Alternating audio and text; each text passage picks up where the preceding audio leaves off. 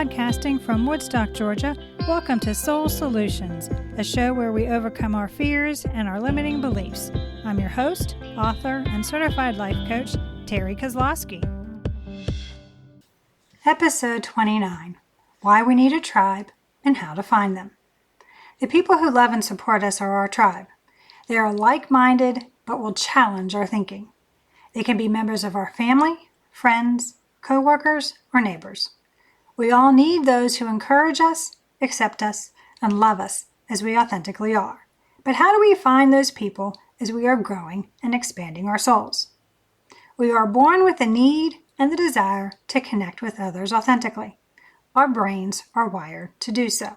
Through our relationship with others, we reduce our suffering because we can share and comfort. When we don't genuinely bond with others, it affects us in negative ways. As adults, trying to find our tribe can be difficult because leaving our primary familiar connections causes the egoic mind to take over. And when the ego is in control, fear sets in.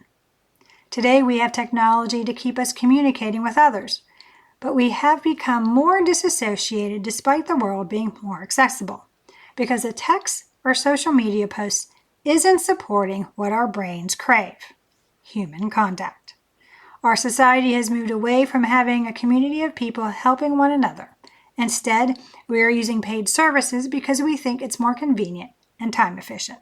It takes time to build and maintain relationships with others, and it has become challenging to carve out time to sustain our connections. Defining our tribe. The group of people in our lives whom we can turn to as our support system is my definition of a tribe. Those people cheer us on with encouraging words, a pat on the back, or a hug. And we don't have to tell them anything for them to offer their comfort. They accept us as we are and inspire our growth and development, even though we may change. Our tribe members can be people we've known for years, family members, and newly formed relationships. They may only interact with us in one aspect of our lives. For example, my writers group is immensely supportive of my book, Raven Transcending Fear, as it approaches its launch in March. Although we have writing in common and I have learned so much from many of them, most of the other parts of our lives don't intersect. The relationships we have with members of our tribe are mutually beneficial. Both parties give and receive equally. Our tribes nurture us and our growth. They are eager to help if we ask for it because they know us well enough to know that we value their expertise. Our people provide us with energy when we feel drained, and yet they aren't energy sapping. They will talk things out with us and share their experiences. This community has mentors, teachers, and peers. We are all different, and yet we all give and share to raise each other up. Why assemble a tribe? Society perpetuates the idea that people suck. They are only out for themselves. And maybe when we group and label others, it's true. But when we get to know an individual, we discover they have the same concerns as we do. We discover we are more alike than we are different. All of us want acceptance and unconditional love. And we are consciously choosing to give members of our tribe both. Our culture continues to believe it's better to do something alone. And if we can't do it alone, then we are weak. Again, lies of the collective egoic mind. Strength comes from knowing our skill set and knowing when to ask for help. Therefore, we assemble a tribe to bolster our collective abilities to move us all toward our dreams and global vision. Who celebrates our wins or encourages us through our missteps? Our people are happy for us and inspire us when we slip up. They lift us up and remind us of our capabilities and embolden us to make a course correction. If we need them to cry with us, they will. Or maybe they help us strategize a plan of action. Our tribe is our superfans. They make us feel seen and heard. The ego's lies about community. The egoic mind works at keeping us away from others. If someone is opposed to our belief system, then the ego wants us to dismiss the person and not have a relationship with them. but our soul wants diversity because it wants us to be exposed to alternative ideas. So everyone in our tribe should be like us is a lie of the ego. Another misrepresentation about relationships the egoic mind perpetuates is that people who come into our lives are meant to stay. When we depended on each other for our basic survival, this may have been true. But in the transportation age, where you can get across the country in a few hours, people are much more mobile. The mobility means the members of our tribe will come and go, and that's a part of life. We too must be flexible in our relationships as we carefully tend to them. Still, the feeling of belonging remains as it is, timeless. The ego has some inaccuracies concerning how others in our community will interact with us. It doesn't mean our feelings won't get hurt occasionally, or that there won't be differences of opinion. Instead, it implies that we can tolerate disagreements healthily and responsibly. Why? Because we are like-minded and are consciously choosing to respond with love despite the conflict. We care more about the relationship than we do about being right. What to know before we seek. Before we can find our tribe, we must remember who we are. We need to understand what our core beliefs are. Being comfortable in our own skin is crucial to attracting like-minded people. We also have to recognize if we are strong enough not to allow others to influence us so that we are changing to fit in. We want others to value us as we are. Once we've begun our journey back to spirit, we can look for our tribe. Knowing ourselves allows us to understand what we need from our tribe. What qualities do we want in the people around us? Who do we want to support us when we've taken a misstep? Are we searching for a mentor? We certainly desire people to have communication skills. We want them to listen without interrupting and offer criticism with love. Are we searching for those who have the same interests or career field for us to connect? Or are we seeking others to inspire our souls to expand? Finding folks to connect with authentically may take time, but it is doable and enjoyable. We will have an inner knowing that there is something special about a particular person. All we have to do is be open to those whispers from spirit. How to find our tribe. Many times we naturally attract others into our lives to join our tribe. As beings of light, we automatically invite other like-minded individuals to us. But we still need to be proactive in seeking authentic connections. We cannot draw people to us if we stay inside our comfort zone. To determine if somebody belongs in our community, we need to reach out to people and build relationships. We can begin by looking at those individuals we regularly engage with at work or through another interest. Is there someone we click with in our book club? Did we have a brief chat with a colleague about a shared interest? Maybe we should explore that rapport a bit more. By exploring the relationships we already have, we can seek tribe members we are already familiar with, so the egoic mind doesn't stir up fear. We can find tribal members online. I know I have formed friendships through shared interests via the internet. I can say that although we've never met in person, I've had phone calls and video calls which have bonded us. We also nurture one another and support each other's endeavors. Places to search for our tribe.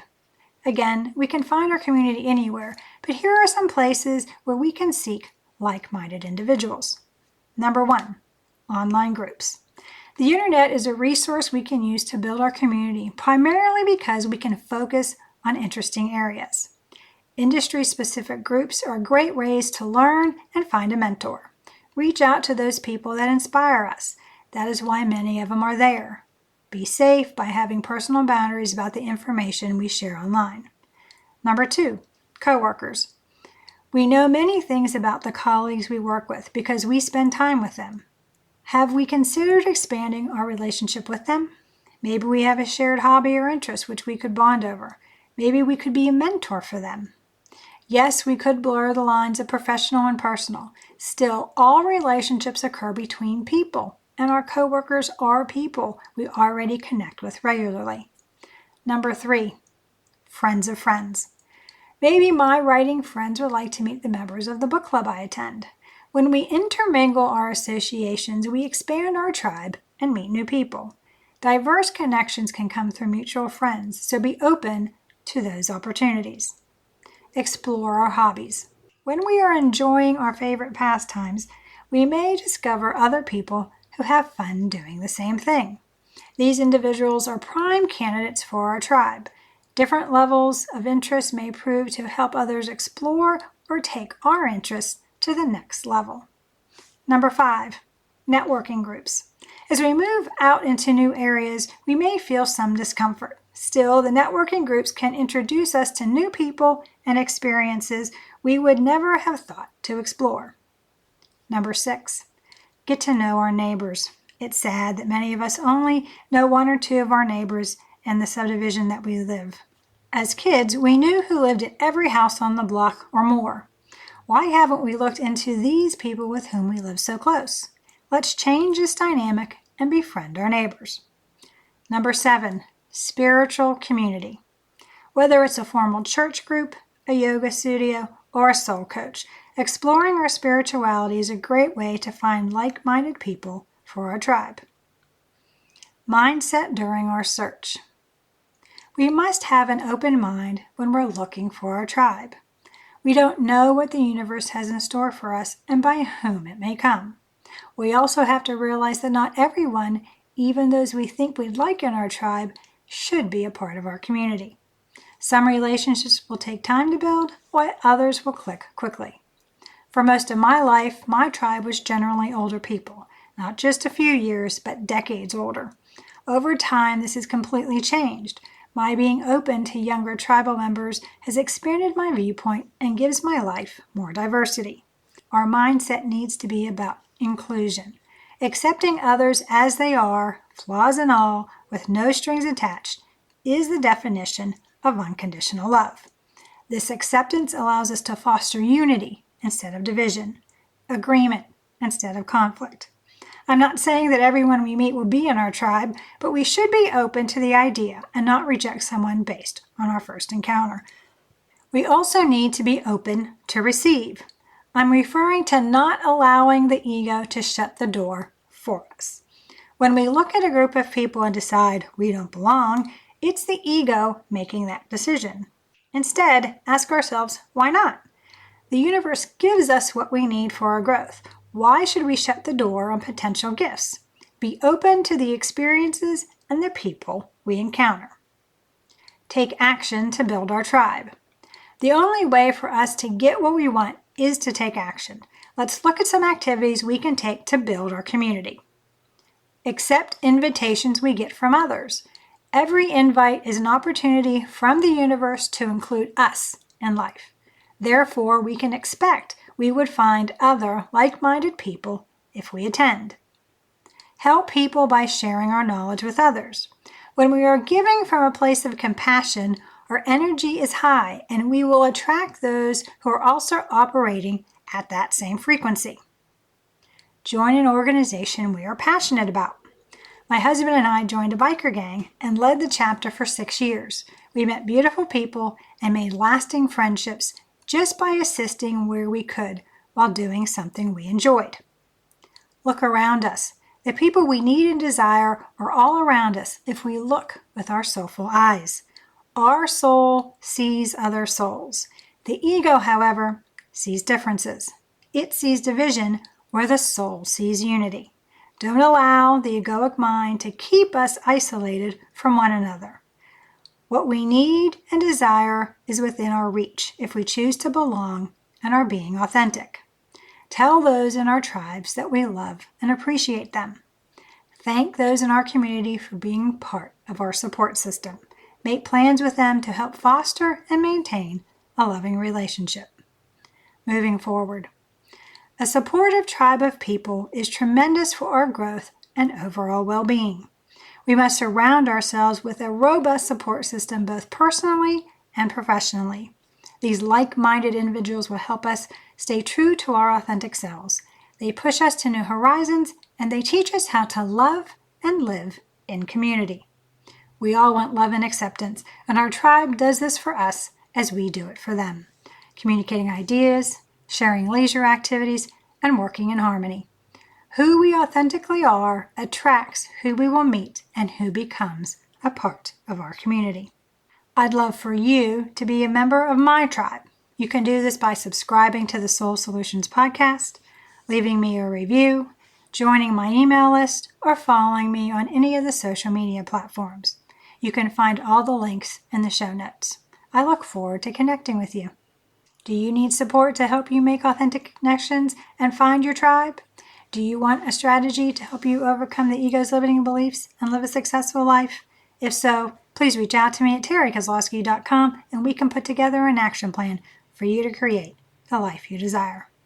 Don't forget, get your free blueprint to overcoming fear as a preview of my forthcoming book, Raven Transcending Fear, coming out in March. The link is in the show notes.